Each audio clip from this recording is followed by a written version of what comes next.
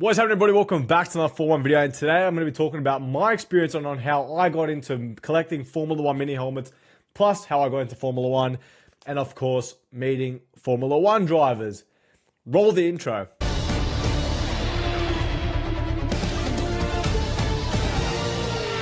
Thank you, Daniel. Thank you, Daniel.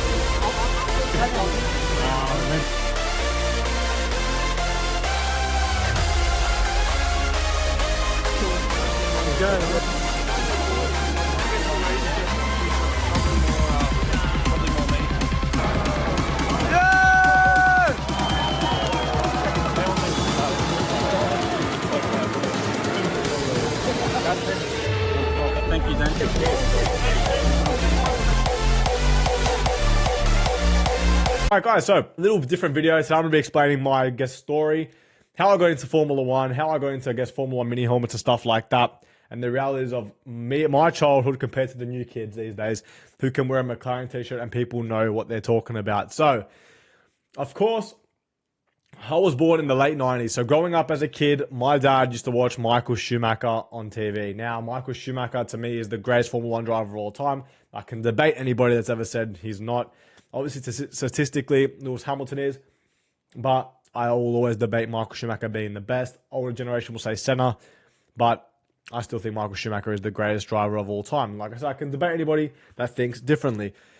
So, growing up, of course, I used to watch Michael at the beginning of Grand Prix. I used to literally watch the start, fall asleep as a kid and stuff like that. The first full season I watched was 2010, the 2010 Formula 1 season. Sebastian Vettel versus Mark Webber versus Fernando Alonso, Lewis Hamilton, Jenson Button. It was a massive, massive season, 2010. I watched a couple races in 2009 being a kid. So 2010, I was 11 years old, turning 12 for that whole season. So the 2010 was the first season I watched every single race live on freaking TV. I haven't missed a race since, right? Now, that was the first year I got into Formula 1 watching that. This is a very quick summary, guys, for you as well. Then after that, I used to watch every single race. And then 2014, when I was about 15, 16 years old, that's when I by then, I knew everything you need to know about Formula 1. I knew a lot of things, and I could have discussions with anybody. But in school, liking Formula 1 back in the days was not popular. It was actually people would laugh at you, man, make fun of you, stuff like that. It wasn't cool to like Formula 1. Or they go around in circles. Not like today where everyone's on the trend. And sometimes when people are on a trend, I actually get turned off. And I feel like that, liking Formula 1's a bit it's like everyone's doing it these days. But yeah, no one even knew who Sebastian Vettel was. I remember Sebastian Vettel win the World Championship in Abu Dhabi and no one was talking about it. I remember in high school, no one talked about Formula 1, maybe until I was in year 11 and 12, or the last couple of years of school. People start to get to know Formula 1 2016, but not a lot of people at all. Formula 1 really blew up in pretty much after COVID. That's when everyone started being on Formula 1's dick pretty much, right? So that's it. That's sort of what happened. Now, my first ever Grand Prix that I went to was 2008. I was 9 years old, turning 10. So I was a kid. The freaking V10s, or was it V10s or no, it was V8s back then? Sorry, I've gone crazy. The V8s were absolutely crazy loud. And I remember watching Lewis Hamilton in McLaren. And then 2009, I didn't get to go to Formula 1 because my brother had chickenpox, which was absolutely shit. And then I went in 2010 when Michael Schumacher returned. I remember seeing Michael on a motorbike. He waved at me. Me seeing that as a kid, just seeing Michael Schumacher wave at you is such a special moment in my memory. And then, of course, I remember seeing, if you watch that 2010 highlights, you see Michael Schumacher's front wing broke, and I see the front wing, and I knew it was Michael for the red helmet. And it was really amazing watching Michael Schumacher come back. Me and my dad watching Michael come back at Mercedes. We didn't know what was going to happen, of course. Looking back, it wasn't that bad, but it was very, very unlucky, I feel like. But, of course, he made the car what it was with Verstppaen and Toto Wolff and Niki Lauda to, Lewis Hamilton winning another 6 world championships. Now, that was in 2010. I went in 2011, and in 2012 I went again from memory, and then 2013 I didn't go to Formula 1. I remember watching it on TV. For some reason I didn't go to Formula 1 in 2013. Now, this was as a kid, obviously, with my parents, stuff like that. So that was sort of my little Australian Grand Prix experience beforehand. Now, before that, I had no idea how to meet Formula 1 drivers. Didn't even know you could meet the Formula 1 drivers. It's always a dream of mine to meet Formula 1 drivers, So literally I had no idea what to do. So obviously being a kid, my parents didn't really know what to do as well. Everyone just went to the Grand Prix like normal people, well, not people that watch my content, but normal people just go watch it and go home. They don't know how to meet Formula 1 drivers and, I can't meet them, blah, blah, blah. So that was all the way in my experience in 2013. Then I went, 2012. Then 2013 I didn't go, and then 2014 was my first year after that, and then I went every year since 2014 all the way up until 2025. So 2014 was my first year where I went consistently all the way up until 2025. Now 2014, it was, I remember like so vividly, man. I feel like it was yesterday, which is crazy how it was over 10 years ago, but it was Lewis Hamilton versus Nico Rosberg. I thought Nico was going to win the championship. I couldn't bloody wait. I used to go on Facebook and like comment on Mercedes Facebook page. Like Instagram wasn't popping like that, and people like your comment. Like I'm like Nico 2014 world champion. I was rooting for Rosberg 2014, 15, 16. I'm sorry, Lewis, but I was. And finally, Nico became world champion. I really liked Nico Rosberg, especially that black matte helmet he had. Oh my god, amazing! Which I actually ended up getting signed last year in 2024. Anyway. So 2014 went to the Grand Prix, and this was the first time I actually got to meet Formula One drivers. And when I got into mini helmets, so what was back then, literally, you guys would freak out. Like literally, tickets for the Australian Grand Prix was $400 for the 4 days. You can change grandstands. Friday wasn't busy. Thursday there was no people. Saturday a little bit more busy, and Sunday was the general busyness. Now a Thursday is what Sunday used to be, pretty much. So. That's how much the sport's grown, and to me, I'm like an old school boxing fan where I get the shits, and I feel like the new fans are freaking just... You guys have no idea, man, what Formula One's about. But anyway, we're in this weird Instagram era, which is, to me, a major L. And I can debate people on this, and now it's cool to go to the Formula One paddock. It's cool to like fuck, I can get the fuck out of here, bro. Anyway, swearing isn't good, don't swear. But, long story short... This is when I first started meeting Formula 1 drivers. And I remember I got a picture. I don't even know if I can find it, but it was me and Danny Fiat. You literally go into like this. There's literally like little barriers, very, very little barriers. And you line up and literally do like a little snake thing, and you wait, and you can meet like the smaller drivers from Toro Rosso, Lotus, teams like that, right? I literally met like as many drivers as I could, get a signature on a poster. I didn't really know what to get signed back then, but for me, it was like, holy shit, like, I'm meeting F1 drivers, I can get photos with Formula 1 drivers. I was super, super happy.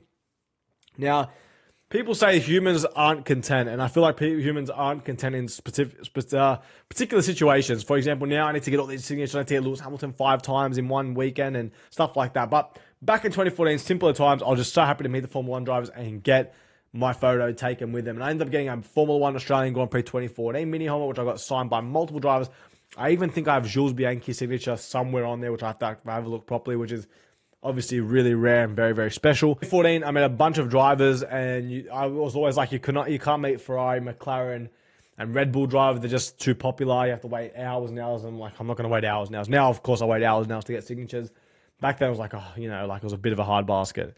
So then 2015, is when I got introduced to the Formula 1 mini helmets. Now, this is the first mini helmet I saw get pulled out of a bag. So this Asian guy, I feel like I saw him in maybe 2016, but he had a big duffel bag. This was the first helmet he pulled out. He got it on special at the McLaren website, the Kevin Magnussen 2014, and he got it signed. So the sport wasn't as popular in 2015. I was like, oh crap, what's that? And he goes, oh yeah, there's mini helmets, you can get them. I was like, I was so intrigued. I go, that is absolutely sick. I loved it. I fell in love with mini helmets.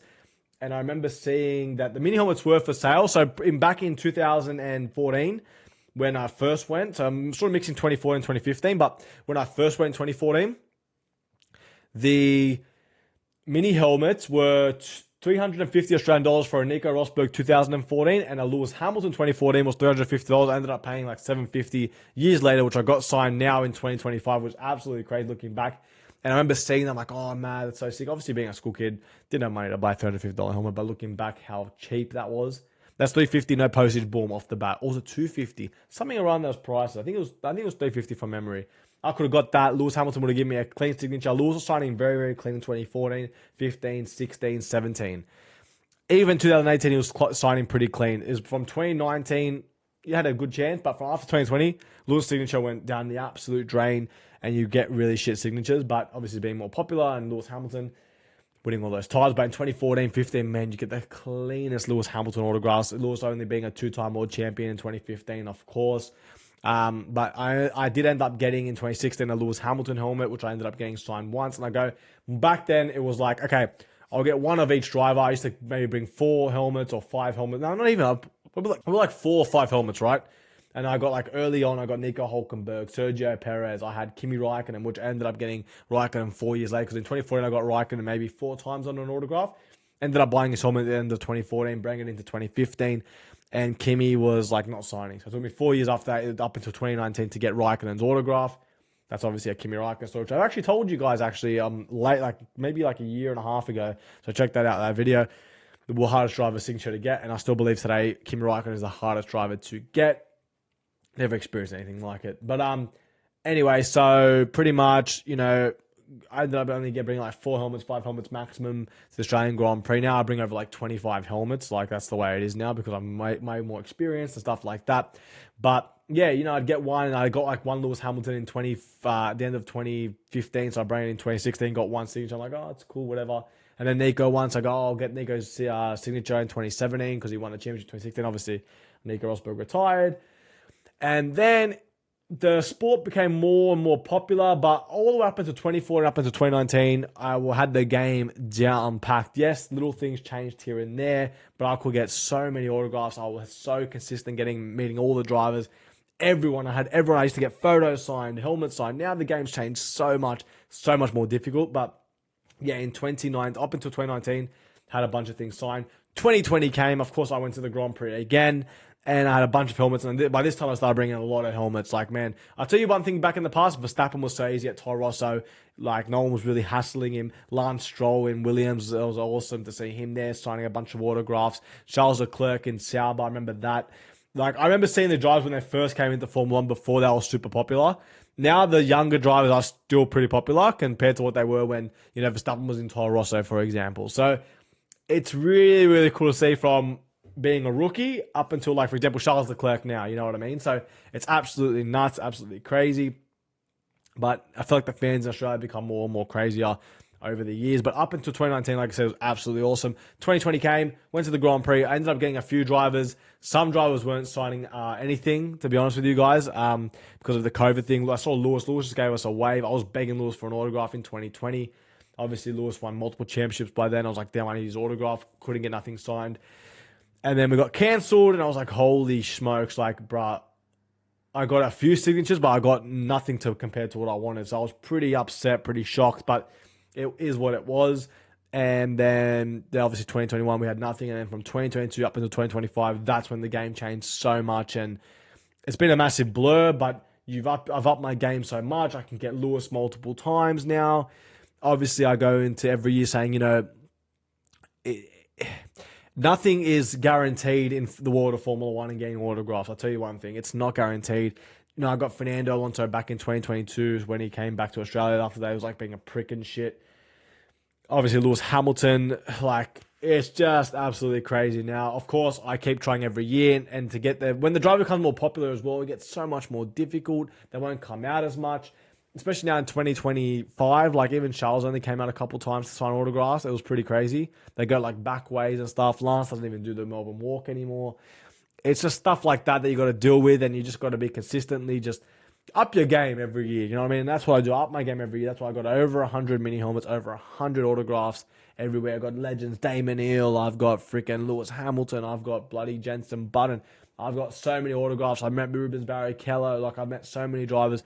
Unfortunately for me, I never met Michael Schumacher, who was obviously my favorite driver and is my favorite driver of all time. But of course, as you see in the intro, I met Mick Schumacher, his son. I've met Ralph Schumacher. I've got a mini helmet signed by Ralph and Mick. I really want to meet David Schumacher. Shout out to David. He's the last Schumacher I need to get an autograph from to complete my Schumacher collection, which it's on the cards, David. It's on the cards. Just if you ever watch this video, an autograph will be great. But yeah, so, it's been so much crazy up and down. I ended up buying Nikita Mazepin's helmet ready for his rookie season to get that signed just once. And then he obviously got kicked out of Formula 1, but I had 4 Kevin Magnussen's to get signed in 2019, which I bought in 2020. And then, they came back in 2022. Kevin suddenly came back. I had 4 helmets. I was like, oh, I'm never going to get a Magnussen autograph ever.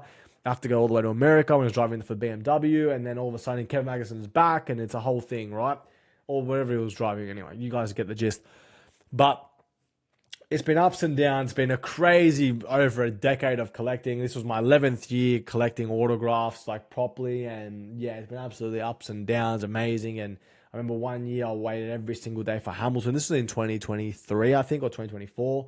No, that was in 2024. And this is probably the best moment of my life, man. Like I tell you, the energy and the high I got out of this natural high was absolutely crazy. Where Lewis, like I waited for Lewis. I was trying to get him all weekend. We were one-on-one with him. He wouldn't sign in a particular spot. And it was absolutely nuts. And then the last day on Sunday, we're like, okay, he's going to go through this entrance. And he didn't. He done Melbourne Walk. And I was so upset. People getting their mini helmet signed. I wanted to start crying because I'm like, fuck, I put all this effort in. I'll tell you one thing.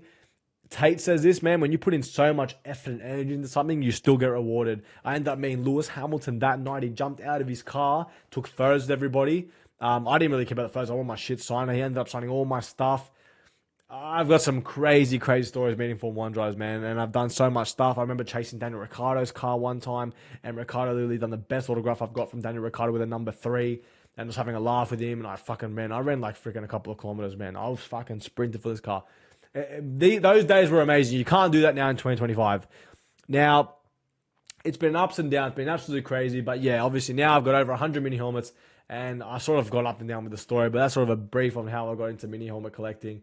And, you know, I spent a lot of money on these helmets, which is absolutely nuts, but wouldn't change anything, and it's absolutely sick. So, guys, that's my story of how I sort of got into mini helmets. Hopefully, you guys did enjoy the video. Make sure you like the video for this, story time. Subscribe to the channel.